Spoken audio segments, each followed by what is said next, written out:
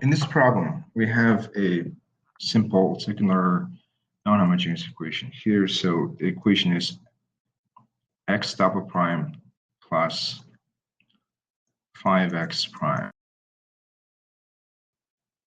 minus 3x, that's equal to 3 to t.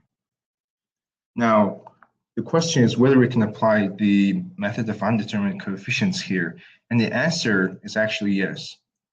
Now, in the textbook, our method says the right-hand side must be either some exponential or trig function, cosine or sine, or polynomial like x squared something. But I mean, if you just think of that, then you might be tempted to say no.